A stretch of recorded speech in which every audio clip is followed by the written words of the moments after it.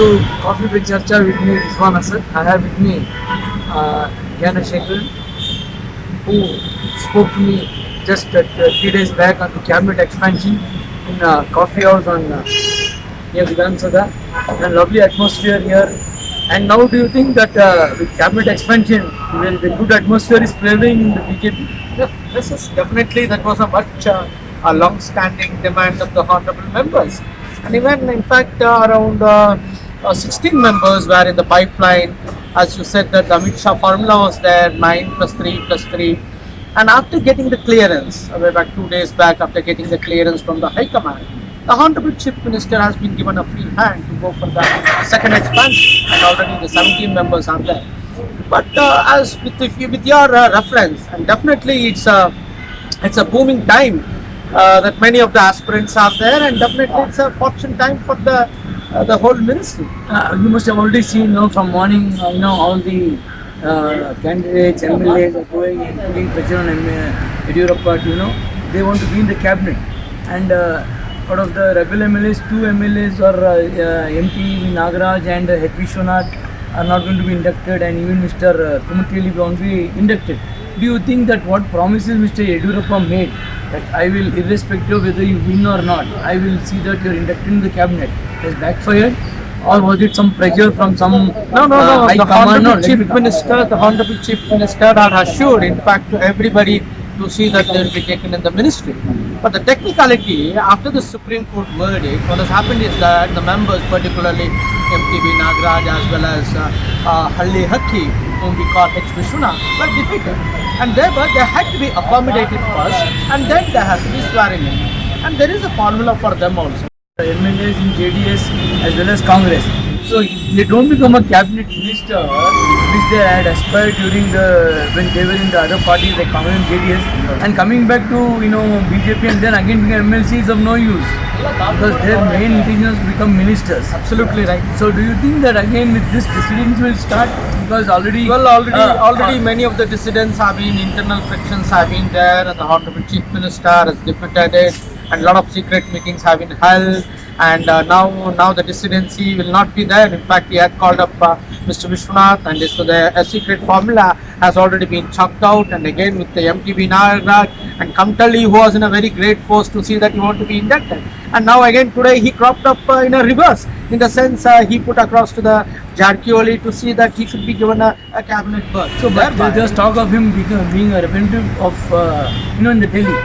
He will be made a representative of the Delhi. Yes. So do you think that Yediyurappa is in immense pressure? See, definitely. Because the Umesh Katti, Arvind Limbawali is there, Somsekhar is there, Irani is there, and then even Sriramu is putting pressure that he wants to become a deputy CM. I spoke about it last time also. Absolutely. And do you think that some stumbling block is there? Well, of course, there are challenges to the Honorable Chief Minister, but he has that kind of potential to overcome this. And in fact, he's been chopping out, as you said, that Irani is in the race, Umesh Katti is in the race, and Sriramulu is in the race. But he's trying to see that where all he can fit, and the caste plays a very important role. So the caste balance has been taken up very. So what is the caste balance? No, you see, he may accommodate particularly for Sriramulu because there is a demand for the entire caste. No, Sriramulu is already there. You have got more representation from the Bangalore. Yes. You've got, and then even from North Karnataka we have got from one place. Do you think that by sending this message that the future dissidents, chalo, will en masse will resign again, future will be accommodated? Do you think? No, we can't. Not this government. It is not. The fact president said. Well, it is not right to think over that, and it is purely a hypothetical question. But coming to that, there are a lot of challenges. As you said, that the dissidency is there, but it can be stemmed up with many of the political instruments or the tools which the Honorable Chief Minister has. But it all again depends upon Honorable Chief Minister, how well he will take up these challenges and see that how well the stability government.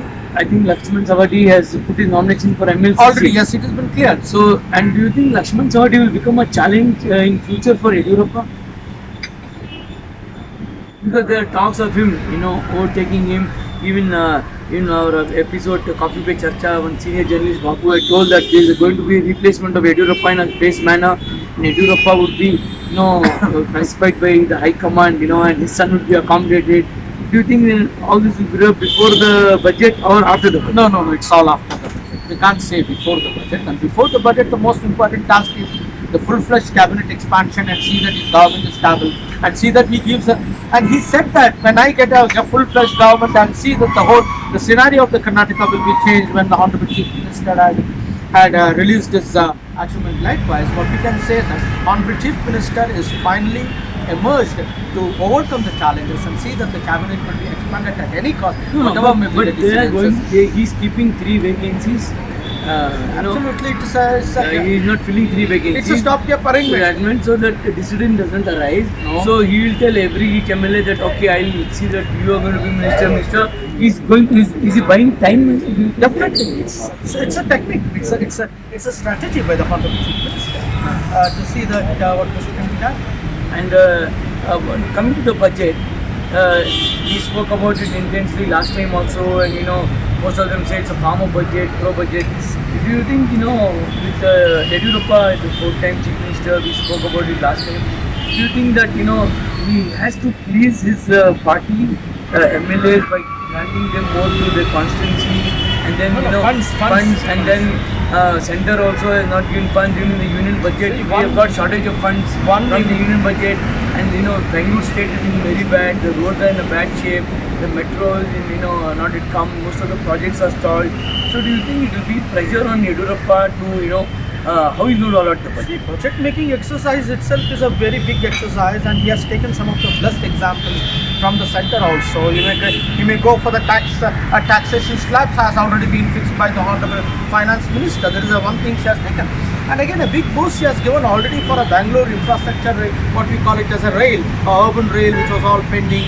A big boost to the urban rail because of the connectivity. Even coming from your office to here, I was supposed to wait for an hour, and it means that you have this stuck up in a traffic. That allotment is there, but land acquisition will be there, then releasing of the funds. That will take time. Now, the most important thing is on February 6th. March 5th, the budget is in place. February 6th, February cabinet 17th, February 6th, cabinet expansion. Yeah. There is already a secret meeting going on between JDS. Many parallel meetings are parallel going meeting on. Congress. Yes, Yes, how to tap. Yes. And some BJP leaders also have met.